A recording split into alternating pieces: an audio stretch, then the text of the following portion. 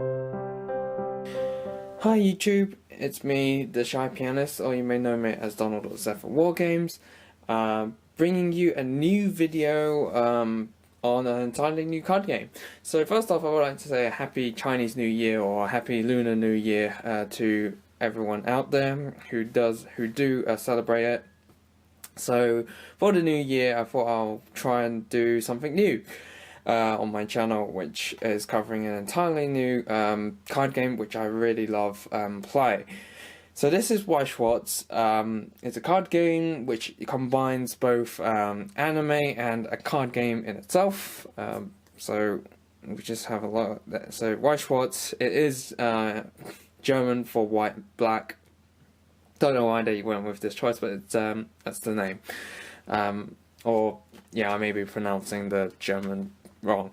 So this video is going to be like a how-to video on how to play the game. Essentially, this video will cover basic rules and sort of the turn procedure and such. So if you picked up a trial deck, or if you've made a deck and somewhat know how to play it, then this video is for you essentially. The series included is there's a vast majority out there. So these are the ones I have on me. The top three are trial decks that you can just literally buy and play, and these are like pre-constructed builds. The Star Wars deck is actually a series that is in Weiss Schwarz. I don't have the cards, so I've made proxies to sort of test the deck out. So it's not just limited to anime, in a sense. There are some series like Star Wars that are in Weiss Schwarz, and it depends on whether they will release more other series like Star Wars for the future. But so here we go. Let's go straight into the card game and sort of give you a basic beginner's course on how to play the game. So first off, I'm going to probably use the Angel Beats trial deck as an example, and go from there. So with every deck, you have to play 50 cards in your deck, and in every deck you'll notice that there will be some sideways cards in the deck, and these are what are called the Climax cards. These are generally, you can only play up to 8 Climax cards in the deck. This is because the game has a mechanic which relies on this cancelling damage for when you're battling and such. But yeah, Climax cards are your sort of sideways cards, and your and have different effects when certain things happen. But nonetheless, so deck build is always 50 and can have a maximum of 8 Climax cards. Copies per card, you can have up to 4 copies per card. If you have like a character but with different cards, you can have 4 copies of one card and then 4 copies of another card, so long as they don't share the same name. So you can have the same character, but you can have 4 copies of a card. Okay, so that's sort of deck building in a sense. So we'll go on to sort of general things about Weiss Schwarz. First off, Weiss Schwarz have 4 different colors. We have your yellow, green, blue, and red. So this is the standard colors in Weiss Schwarz that you will see, and that's what we work with. You will notice that the cards, all cards except for the Climax cards, have a level on the top left. This represents the game works in a level system where you lose if you reach level 4. And so as you take damage, you level up, and I'll explain that with the mat and the turns.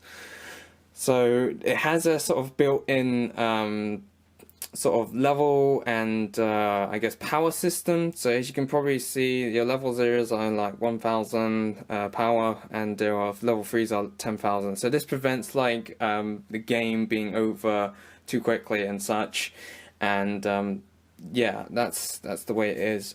This is why I prefer to play this game over all the other games. The mechanics make it a lot more balanced, a lot more fair, and there's a lot more luck involved in the game, and it generally, to me, is a lot more fun and enjoyable because you can have funny situations which can be brought out of nowhere.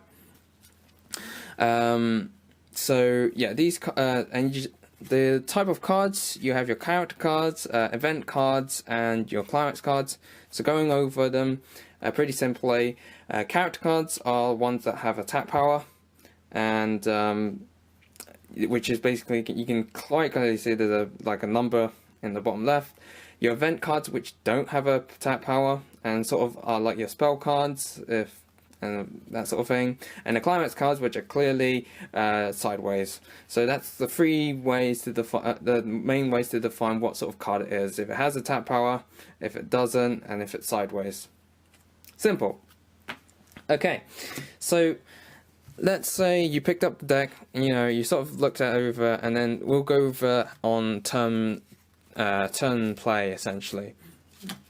So you start off the duel by both players shuffling the decks. Shuffle the decks. You draw 5 cards. Both players draw 5 cards from the deck.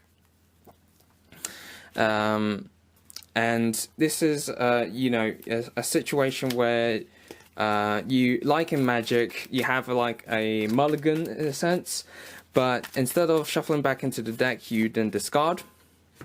So I'll draw a test hand of 5, and what you're aiming for when you start a duel is that you want to have as many level 0s cards in your hand, because as per the rule systems, you cannot play something that's both players start at level 0, and you can't play level 1s or 3 level 1 or higher essentially, unless they have specific players. But I would say 99% of, if not 100% of all time, there aren't any cards that allow you to just instantly play like level 1 straight off, and such. So when you look at your hand, you want to look for level 0s, and then what you do is discard the ones you don't want, put them into waiting room. Oh, probably should get out the layout then. So here is the layout. So first off, you can probably see your deck goes here. So let's just do a brief run through. Memory is kind of like your move from play, if you play decks, other games like that. Waiting room is kind of like your graveyard. Pretty simple. So those three, those are just things that you're generally more familiar with. Stage is basically where your characters go, or in this case, monster zones, or the field, whatever. These are your 5 spots for your characters. Stock, actually on over here on the left, just move it there. So if I just zoom out a bit, sorry. So the stock is part of the game mechanics, in which you're required to play costs and stuff like that. Later on, I'll sort of explain how to get that.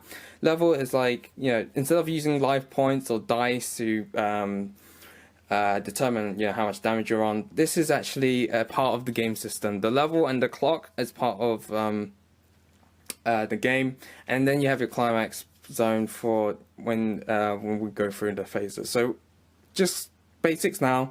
You have your deck in this slot, and you draw 5 cards. So starting your turn, turn order is determined by random. So either rock, paper, scissors, but I guess ideally, roll a dice. Whoever gets highest goes first. It's all to do with luck, generally speaking, and makes it more fun. So, turn order is determined by luck. You draw 5, and then you discard your cards that you don't want, and hope to draw level 0s. If you don't, so there you go. So actually, we might as well just use the Nesekoi structure deck here. And as you can see, that's how. And then you start the turn progression. So the turn progression, you have your stand-up phase, which is kind of like if you played Magic, which players are more familiar with. You have your untap step essentially, and then you have your draw phase, which is obviously draw a card. Clock phase is an interesting mechanic which I will go over in this video as well. And then main phase is just like any other card game. Main phase is where you always do all your stuff. Go to climax phase, which is the one phase where you will play this one sideways card. And then attack phase, obviously it has its own steps of attacking. And then we go to your end step. So note that there is no second main phase. You go from main phase, you tag, and that is it. So we shall go through the turn progression. So when you first start off, you obviously won't have a stand-up phase because you won't have any characters that you have sided or have attacked essentially. So usually if you already had like characters that are sided, you go in your stand-up phase, you just simply stand them back up. So we just discarded these two and draw for. Okay, so stand-up phase, nothing to stand up, and then you draw for turn. Draw phase, draw card. Then you go to the clock phase. Now this is a really nice mechanic in the game where you have the option to put any card from your hand, whether it be an event card, whether it be a climax card, any of the cards from your hand, and you put into your clock. Now the clock zone is here, and what this means is that by putting one card here, you have essentially taken 1 point of damage out of 28 in total. As that is the required amount to level to essentially lose in total. I'll go over this sort of bit more in depth as we go through the attack phase and such. So it's like you deliberately do yourself 1 damage, but in exchange for this 1 damage, you're allowed to draw 2 new cards, and you can only do this once per turn. So once you've done your clock phase, you can choose to do it or not. Yes, to do it or not. You don't have to do it. It all depends what's in your hand. And then you go into your main phase. So in your main phase, you're able to play a character card from your hand. So you can play any number. Note this: you can play any number of characters from your hand so long as you're able to play, as you're at the level requirement, and you're able to play for the cost that's underneath it. If it's 0, then generally level 0s won't have any costs or any downsides to it. So you play all so you can rearrange, place your characters onto the board, and you can rearrange them, swap them, switch positions. You can even, if there's pre-existing characters on the board, you can replace them by sending the one to the awaiting route and placing on top in the zone it was, and then continue to sort of rearrange until you see fit. So as you can probably see, I've laid out this in this situation. You've got your center stage and you've got backup stage, your backstage. Now backstage are generally for your sort of supporters. Ones that generate, if luckily we have here, if it would just focus, I guess as you can see, it says assist. So all your characters in front of this card gain 500 power. So it's like a supporter card. And when it means in front, it means the 2 in front, not the all 3.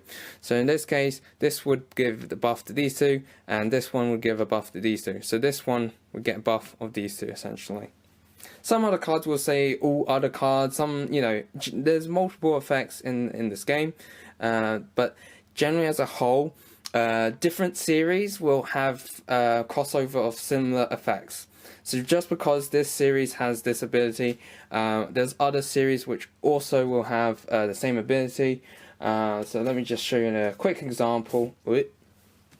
Star Wars. So let's look at Clanad. This is actually Japanese. So as you can probably tell from the translation, I have insert here. It says assist, all characters in front of this card gain 500 power.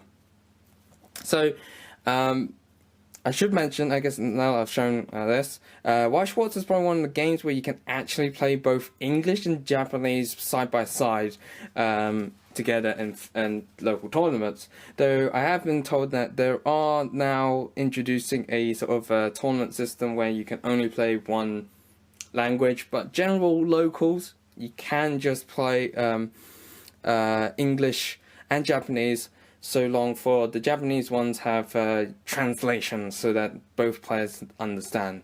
Assuming you're playing in a European country or, ones that understand English. And then that's your main phase. You can play event cards, so these are cards that don't have attack power from your hand. So as you can probably see from this card, you do need to be level 1, and you need to pay 2 to play it. And this 2 is from your stock, which I will explain on how you will acquire it. So if you were to play an event card, you can just play it anywhere on the field. It doesn't have a zone, because once you play it, it'll go to the waiting room, and then you just apply the effect. Okay, so that's like the main phase. And then, use any abilities. So if we can just give you a good example, let me just say, okay, so let's say this card from the Angel Beat set, there are sort of 3 types of effects in Weiss Schwarz. You have your act, your continuous, cont as it's been abbreviated, and you have your auto. So act, as you probably can guess, it's your activate abilities. Cont is like continuous abilities that always apply on field, and auto abilities is when like certain things have happened in the game, and you use its effect. What you should know that with the cards, they generally have a brackets at the beginning of the effect, and this is to let you know what's the cost. So unlike Yu-Gi-Oh, let's say, you have a semicolon before its text. In this, you have a brackets defining what the cost is in order to then play the effect. So in this case, if we would just focus, brainstorm, as you can see, is a bracket and a 1 in a circle. So any number in a circle is how much you need from stock. So as you can see, it's act. You pay 1 from your stock, and then you reveal the top cards of your deck, put them into your waiting room. For each climax revealed, search your deck for up to 1 music character. So as you can probably see here now, characters have their name in here. The soul is how much damage they do. This little icon here is the soul, so how much they do to the opponent. The traits, where they have basically the type, if you want to call it that way. So name, type, and then you have a power, and they will have all cards will have a little icon or no icon here. This is to do with the attack phase. But let's focus on the fact that act ability, you pay a cost, use it. So that's what it means, like you can activate effects. You can activate some effects multiple times so long as you're able to pay the cost. Unless they require them to be sided or whatever, because you can't restand them essentially. So use abilities of characters on your stage, and that's what you do in the main phase. Climax phase. So if you happen to have a sideways card in your hand, this is then the one time where you would place the card. You don't have to. You can go to climax phase and then attack phase, basically skipping it. But what climax cards generally do, they either give boosts to your characters. So your sort of general ones are sort of giving 1,100 power. Which we probably should just see here. Here we go. No, that's 2 soul. Okay. Okay, so let's go with the other one then. So in this deck, yeah, this is the one. So in the bottom left here, focus, all your characters gain 1,000 power and 1 soul. So in this case, the soul means they do an extra 1 damage to your opponent, and the soul 1,000 is obviously to their power as tap points. And then the other Climax card is as you can probably see here, all your characters gain 2 soul, so they all do an extra 2 damage. So you place them onto the stage, activate the apply the effect, and then go from there. Then you go into your attack phase. So one of the nice things with Weiss Schwarz is, what I do love about the game, is that damage is dealt to your opponent before characters battle, in a sense. So no matter what situation you're in, you can always deal damage to your opponent and try and win the game. So I know it's a bit odd, but this is probably what I consider, I would say, is kind of the fair situations in the game. So we will go over the steps of attacking right now, and there are sort of 3 different types of attacking. So let's just grab a sort of different cards you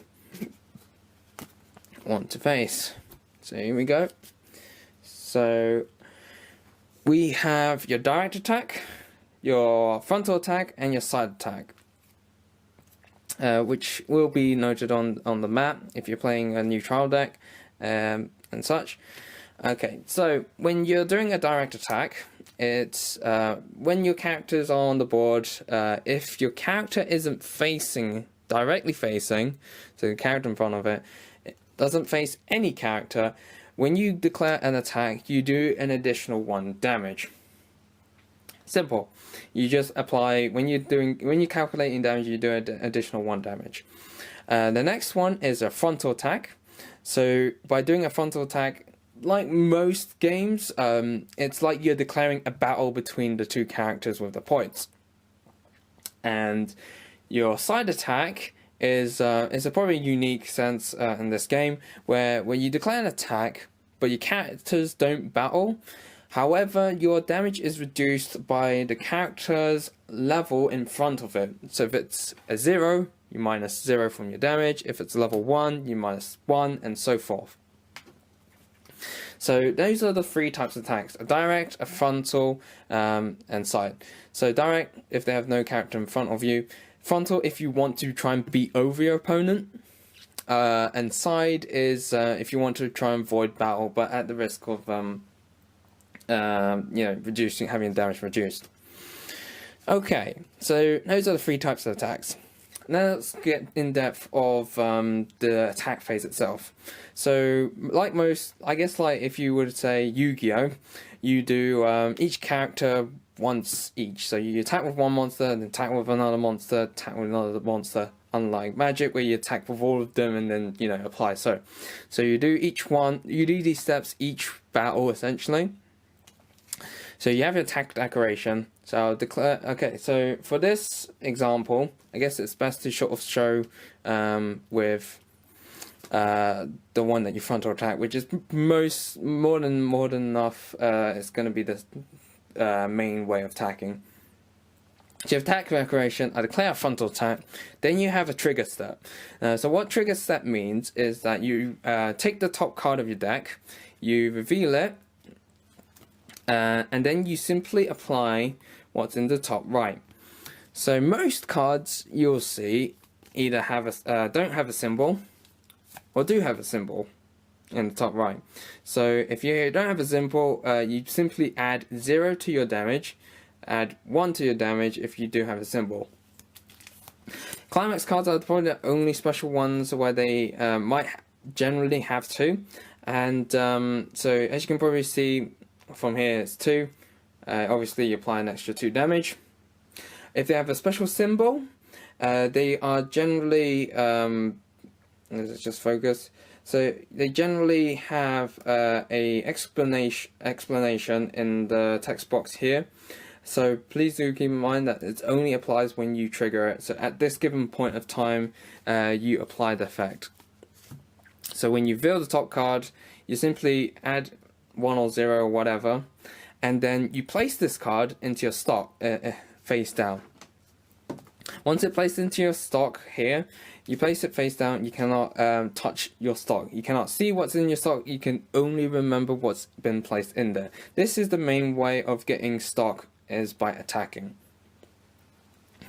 So that's the trigger step, and then there is a counter attack step straight after. What this means, in the game, you might come across cards that have a little fist icon or symbol here. If the camera will focus. So yeah, this little symbol. I decided to go with this one because, and they will also have an effect where it says backup, a number or a level and such, and then they have a cost and play and effect. So what this means is that backups are sort of like a additional power booster, essentially, and you can only play these backup cards only when you are being frontal attacked, not when you are attacking your opponent, only when you are being attacked. So in this given situation, if your attack points was lower than the one in front, because we've got a 2000 attack, 2000 power here, and you're being attacked by let's say, if we didn't count these, it's just 3000. And then what you can do, if your level requires it and you have the stock to play it, you can play this card, discard it to your waiting room, and then apply the effect where it will just give a certain amount of power, which will then result in obviously different a change in the battle, essentially. And then here we go on to the damage step. So this is what I mean by the damage is done first before damage to your opponent is done first before the character's battle. So when you do damage, you first obviously apply or calculate how much damage you do in total. So if we didn't play this Climax card here, so you just did a frontal attack, you trigger. So what you do is you look at the symbol, so that's 1, add an additional 1 or 0 depending on your trigger card. So in this case you do 1 damage to your opponent. So what your opponent will do, so on their opposite side, they will take cards from the top of the deck, and then until to reach the same amount that you're doing to your opponent. So your opponent will, in this case, reveal top card of their deck, 1, and then put them then into your clock, like so. So just zoom out a bit. So here's your clock. There you go. As such. So let's say in a hypothetical situation that you attempt to do like a whole bunch of damage, like, okay, I'm going to play this Climax card, I'm going to tap 1, and then I trigger, let's say I declare an attack, and then you trigger. Okay, so there you go. This card gives 2 soul, meaning this will do 1 plus the 2, and then you trigger, you do an additional 2, so essentially 5 damage to your opponent. So they reveal cards from the top of their deck until either they reveal the same amount of damage revealed, or they reveal a Climax card at any given point at time of when receiving damage. So let's say if I didn't have a Climax card, there you go, that's 5 damage. You take those 5 cards, all 5 of them, and you put them into your clock, like so. So the first one being revealed at the bottom, and the last one on the top, like so. So as I mentioned, Climax cards are really powerful in which they can cancel damage. So as per example, if I was to reveal the cards, and then I reveal 1, 2, I reveal a Climax card, and I'm about to, supposed to take 5 damage, you always stop as soon as you reveal a Climax card, and then you put those cards to the waiting room. So no matter, even if you go 1, 2, 3, 4, and then on the last card you reveal a Climax card, all of that damage is cancelled and put into your waiting room, like so. So So this is why you can only play 8 Climax cards in each deck, and that's how the rules are for the game. Which is why you can now probably see the game is pretty luck based, as you have to look at the probability of your opponent hitting into a Climax card to cancel the damage, and then you go into the standard usual things. Right, so that's the damage step. After the damage step, so after whether they're taking the damage or not, etc., you then go to battle. But before I go to battle, actually, I might as well cover the rest parts of the damage step. So in order to level up, your clock has to reach a total of 7 cards in your clock. So let's say I've taken 1 point of damage. So you can probably see here, I take 1 damage, okay. And what you do, I should take those 2 cards out because they're different series.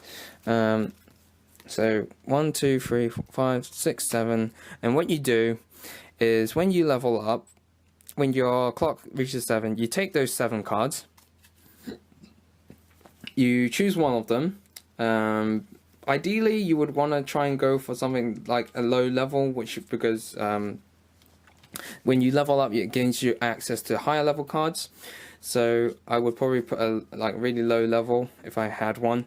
So let's take one out. So let's say we had this, and you put this card sideways into your level zone like so. And then what you do with the 6 remaining cards, you put them into your waiting room. And that's how you level up as part of the damage.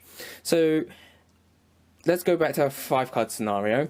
So let's say we had already I don't know, 4 cards, and then you were to take 5 damage, and then you didn't cancel it, and so you go, okay, you're now looking at this and you have 9 cards in your clock zone. So what do? So in order to level up, you take the bottom 7 in this situation. Always the bottom 7, so you always count it up, go to the bottom 7, take the 2 on top, choose one. So let's put that back. Choose one, put it into your level. The 6 go to your waiting room, and the extra 2 go on top in your clock zone. And that's how it is. This is then at this given point in time when you level up is when colors become more relevant in the game. It should be noted that while you're level 0, colors don't matter, as you can play any color onto the field. Once you start leveling up, colors then become important, and deck colors, or sort of mono colors or duo colors, are a bit more played. So why is color important? I will get over to that after I've covered the battle step and sort of the battle phase, as it's sort of like additional rules on part of basic rules in the game as you progress. So okay, so we've sort of touched on the damage. We've gone through the damage step. You deal your opponent damage first, and then you do the battle step, which is pretty much simple of, is your attack higher than mine? If yes, if it is, then you become reversed. So if you become defeated in battle, you simply place your character upside down, like so. And that is the battle step, essentially. Just calculating whose attack is higher. Simple. Go on to, and then the last step in the battle step is the encore step. It's a unique sort of resource management part of the game, where this is the part where if your character becomes reversed, you have the option, if you do have, to pay free cards from your stock. If you don't, you can't do this this action. You can pay free stock from your waiting room. So taking these free cards, putting them in your waiting room, and then restand your character, essentially giving them an encore, as its name suggests, giving them and allowing them for another turn to live. If you have multiple characters upside down, you have to pay 3 per character. So this is why resource management of stock is also included in the game, deciding whether to keep which characters on the field and which ones to let go. So that's attack phase, and you like, if your opponent has reverse cards as well, you do yours first as turn priority, and then your opponent has can do the same if they have the stock. And then once the attack is done, it then goes to the end phase, and it's your opponent's turn. So that's like the turn phases of the game. To summarize, stand if they are sided. Draw phase, draw for turn. Clock is a mechanic, taking 1 damage in the game to then draw 2. Go to your main phase, you play all your cards, do whatever effects as long as you've got stock. Play characters on the stage so long as you've got stock. Stock is important in the game as it's part of like what's required for you to then play higher level characters or use effects in general sense. And then you go to your climax phase where you simply play one of these sideways cards. You don't have to. Attack phase, declare an attack to your opponent, and then end. And then, end turn. Pass to your opponent's turn. So now we'll go on to sort of like, as I mentioned, the level 1 colors and sort of like additional rules that are part of the game that aren't generally first seen in your sort of first turn. So why is color important? And you'll see that you have, let's say, level 1 blues, level 1, in this deck's case, level 1 green, yellows, and let's take that, level 2, and we've got a level 2, no, it's level 3. Okay, but we'll go with this.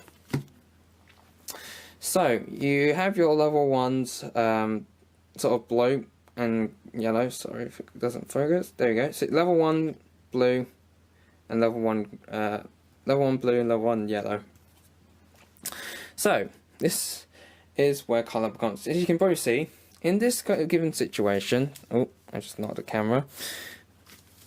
Let's take all the cards out and just focus what's in the clock and level. In this situation, I have 1 blue card in my level zone because I've just leveled up. There's no other cards in my clock, and this is what the limitation is. Well, it says you're level 1, you can only play colors that are shown in your level and in your clock. So, with this example again, if I had a level 1 blue card, a level 1 yellow card, I only have the 1 blue card in my level zone, but nothing in my clock. So I am able to play my level 1 cards, so long as I have the stock to pay for it. But I cannot play my yellow level 1 yellow card from my hand. And it would be the same vice versa if I had a yellow card in my level, nothing in my clock, and so I can play my yellow card and not my blue card. So once, let's say you decide to take damage or you decide to clock, let's say I put a blue card. Now what does this mean? It means you now access to level 1 blue cards. So these two in one in my level, or you can even, let's say, have a yellow card in your clock. Doesn't matter. Because what you're trying to focus here in this zone is trying to get the different colors of your deck. Generally, decks are only played at 2 colors. So, once you have both colors in your level or your clock, you can play those colors. So now that I have a blue card in my clock, I can play my level 1 blue card. So when you level up to level 2, okay, so do note that while you're at a level, you can play cards that are lower than its level. So once you're level 2, don't be frightened that you can only play level 2 cards. You can still play your level 0s, you can play your level 1s, and under the condition that, first off, level 0s don't have any restrictions on color, so you can play them at will at any given point in the main phase. It's only when level 1 or higher cards take color into place. So now that I've placed a blue card on top of the yellow card, it doesn't actually change on what colors you can play. So long as you can show what colors is in play in your level and the clock. So by placing a different color that's other than yellow into your level zone, you guarantee yourself these colors that you can play. So level 2, by placing a blue card here, I can play level 2 blue and yellow, level 1 blue and yellow. Because you might find your odd situation where you have, you know, 2 yellow cards in your level zone, but you also play blue cards. Then once again, you need to rely on yourself playing, having blue cards in your clock, as such. And then you progress to level 3, and then once you go to level 3, you're able to play your bigger beat sticks, or the biggest beat sticks in the deck. And then once you reach 7 cards in your clock without taking damage, you then lose the game. So that's what it essentially means by going to level 4. So there we go. So other rules include one, playing the game. Starting off, the person going first can attack with one character of only one of their characters once. Can only attack with one of their characters, while the person going second can attack with all of the characters. What this means is that going first, while you're able to set up your board with all your characters as such, with your level 0s, you can only attack with one of those characters that are in your center stage. This gives you, it does mean a direct attack, but it also means that you can start off with an extra stock before your opponent goes ahead. Obviously, going second has its benefits, because if you go second and you have a full board, you can attack with all 3 of your characters and gain free stock, essentially, as such. Because each time you attack, you get a stock each time, because you'll trigger, and then you'll get a stock with each time as an attack. Okay, this is a situation which does come a lot when playing Weiss Schwarz. What happens when your deck runs out of cards? Because you see that a lot of cards get pulled out everywhere, all over the place, and such. What happens is it's kind of like it's what's called a refresh, where you take your waiting room cards, you shuffle them, and then put them back into your deck. Now, to prevent the game to keep going on over and over, the game mechanic requires that if you do a refresh by this action, simply having no cards in your deck and then putting them into your waiting room and not by an effect, or which some cards may do, you then take 1 compulsory point of damage into your clock. So regardless whether it's a Climax card, which would usually cancel damage, this is the one time where you can't cancel damage from revealing a Climax card. So that really sums up the game as a whole. The reason why I say it's a lot more fair, because let's say you, like most games, if you brick, can't do anything. Even if you, like, let's say you discarded an entire hand and draw 5, and you still can't do anything. Let's say, like most games, you're gonna have a bad hand. In this game, your opponent's gonna do damage to you. Okay, sure. It's gonna level you up. But then once you level up to level 1 and you still haven't done damage to your opponent, you're now effectively level 1, and you have access to your level 1 characters, in which they will fundamentally be a higher higher attack point, or in this general sense, over your opponent's level 0s. So do not fret if you're having a bad hand, or you can still play. Unlike Yu-Gi-Oh, if you got a bad hand, your opponent can still OTK you when you win them the game. In this game, it's really unlikely that this sort of situation would happen. Or if in Magic, you keep drawing, you couldn't get your lands, and then you had all your powerful cards, and you decided mulligan. You thought it would be a bit more risky. It depends on having your lands, you can't play the cards because you need either more lands, or you have too many lands and that sort of thing. And then your opponent sort of rack up the board and just keeps building on top of it while you're still stuck here. So there's the limitation of what's being played on the stage. So your opponent will only still have the 5 characters, even though they have a full board. And then while you get leveled up to the higher levels, you basically have access to your higher level characters. Now, it should be duty noted that decks should consist more level 0s, at least more than half of the deck should be consisted of level 0, so you sort of prevent this from happening. 40% of the deck should be your level 0s, and then a good 20 and sort of 20 to 30% is your level 1s and 2s, and then your 10% is for your level 3s, and then you have, I guess, technically 8 Climax cards are part of the 50 card deck. Is still like 5%, it's something like that, you know. But you get the point. The decks generally should have a lot more level 0s than anything else. Unless your deck is a strange mixture of that you want to be at a certain level and then you start playing off from there. You know, there's a lot of goods and ups of that. But generally with level 0s, this is how you can build your stock up and then proceed to late game plays.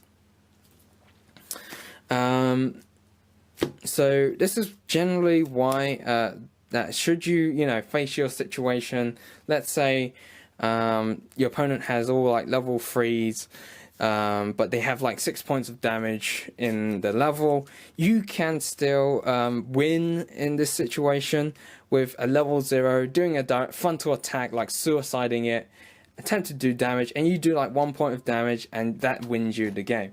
This is what I mean, like, this core mechanic as a sense is really what makes the game set apart.